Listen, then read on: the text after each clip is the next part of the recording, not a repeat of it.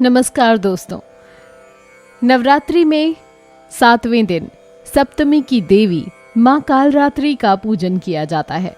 इसके बाद उनकी पौराणिक कथा या उनकी कहानी पढ़ी या सुनी जाती है। आइए जानते हैं माता कालरात्रि की पावन कथा, पूजा, आरती, मंत्र सहित सभी कुछ। माँ कालरात्रि का स्वरूप। जिनके शरीर का रंग घने अंधकार की तरह एकदम काला है, सिर के बाल बिखरे हुए हैं और गले में विद्युत की तरह चमकने वाली माला है। अंधकार में स्थितियों का विनाश करने वाली शक्ति है कालरात्रि। काल से भी रक्षा करने वाली यह शक्ति है। इस देवी के 3 नेत्र हैं। ये तीनों ही नेत्र ब्रह्मांड के समान गोल हैं। इनकी सांसों से अग्नि निकलती रहती है। ये गर्दभ की सवारी करती हैं। ऊपर उठे हुए दाहिने हाथ की वर मुद्रा भक्तों को वर देती है। दाहिनी ही तरफ का नीचे वाला हाथ अभय मुद्रा में है, यानी भक्तों हमेशा निडर निर्भय रहो। बाईं तरफ के ऊपर वाले हाथ में लोहे का कांटा तथा नीचे वाले हाथ में खड्ग है। इनका रूप भले ही भयंकर हो, लेकिन ये सदैव शुभ फल देने वाली माँ है। इसीलिए ये शुभंकरी कहलाईं, अर्थात इनसे भक्तों को किसी प्रकार से भयभीत या आतंकित होने की कतई आवश्यकता नहीं। उनके साक्षात्कार से भक्त पुण्य का भागी बनता है। माँ कालरात्रि के पूजन का मंत्र है ओम कालरात्र्यै नमः। या देवी सर्वभूतेषु माँ कालरात्रि रूपेण संस्थिता, नमस्तस्यै नमस्तस्यै नमस्तस्यै नमो नमः। माँ कालरात्रि देवी का भोग कुछ इस प्रकार है। नवरात्रि में 7वें नवरात्रि पर माँ कालरात्रि को गुड़ का नैवेद्य चढ़ाने व उसे ब्राह्मण को दान करने से शोक से मुक्ति मिलती है एवं आकस्मिक आने वाले संकटों से रक्षा भी होती है। अतः इस दिन गुड़ का भोग लगाकर ब्राह्मण को दान अवश्य करें। नवरात्रि की सप्तमी तिथि को माँ कालरात्रि के पूजन के दिन सुबह स्नानादि से निवृत्त हो जाएं।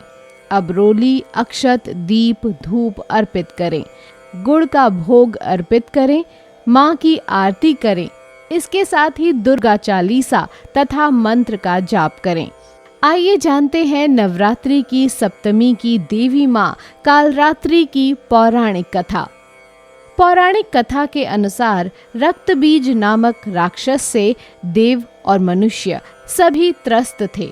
रक्तबीज राक्षस की विशेषता यह थी कि जैसे ही उसके रक्त की बूंद धरती पर गिरती, उसके जैसा एक और राक्षस पैदा हो जाता था। इस राक्षस से परेशान होकर समस्या का हल जानने सभी देवता भगवान शिव के पास पहुंचे। भगवान शिव को पता था कि इसका वध अंत में देवी पार्वती ही करेंगी। भगवान शिव ने माता से अनुरोध किया। इसके बाद माँ पार्वती ने माँ दुर्गा का रूप धारण कर शुंभ निशुंभ का वध किया। इसके बाद जब माँ दुर्गा का सामना रक्तबीज से हुआ तो उसके शरीर के रक्त से अधिक संख्या में रक्तबीज दैत्य उत्पन्न हो गए, क्योंकि उसे वरदान मिला हुआ था कि यदि उनके रक्त की बूंद धरती पर गिरती है तो उसके जैसा एक और दानव उत्पन्न हो जाएगा। ऐसे में दुर्गा ने अपने प्रकाश से माँ कालरात्रि को प्रकट किया।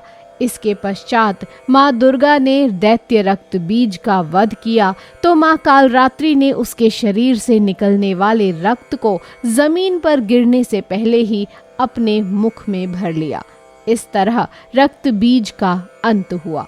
इस रूप में ही माँ पार्वती कालरात्रि कहलाईं। महासप्तमी के दिन माँ दुर्गा के इस विकराल रूप की पूजा होती है और भक्त उनसे अपने दुखों को दूर करने का आशीर्वाद मांगते हैं। माँ के इस रूप की खास बात ये है कि ये रात जितनी काली और निशा जैसी नीली है। माँ का पूरा शरीर गुस्से से नीला हो चुका है और माँ ने राक्षसों का रक्तपान किया है और अब भी वो ठहरने वाली नहीं है। महासप्तमी पर आपको भी उनके इसी रूप से प्रेरित होकर रंग पहनना चाहिए। नवरात्र के 7वें दिन आपको रॉयल ब्लू यानी नीले रंग का वस्त्र धारण करना है। रॉयल ब्लू रॉयल्टी, लालित्य तथा धन का प्रतीक है और मां काली से जुड़ा हुआ है। इस दिन देवी कालरात्रि की पूजा की जाती है, जिन्हें अंधकार और अज्ञान का नाश करने वाली देवी माना जाता है। वह शक्ति और सुरक्षा का प्रतीक है। साथ ही ये रंग एक खास महत्व रखता है। रॉयल ब्लू विश्वसनीयता, जिम्मेदारी और भरोसेमंदता से जुड़ा है। ये एक ऐसा रंग है जो सुरक्षा और आत्मविश्वास की भावना को बढ़ावा देता है। इसलिए वर्दी के लिए भी इसे एक खास विकल्प के रूप में चुना जाता है। खास बात यह है कि हर किसी के पास नीले रंग के वस्त्र होते ही हैं, तो आप इस रंग को पहने और महासप्तमी का दिन खुशियों के साथ मनाएं। साथ ही महाकाली की पूजा करें और उनका आशीर्वाद लें। एक वेणी जपा कर्ण पूरा, नग्ना खरा स्थिता, लंबोष्ठी कर्णिका कर्णी, तैलाभ्यक्त शरीरिणी, वाम पादोल सल्लोहलता कंटक भूषणा। जय त्वम देवी चामुंडे, जय भूतार्तिहारिणी, जय सार्वगते देवी कालरात्रि, नमोस्तुते। जय मां कालरात्रि।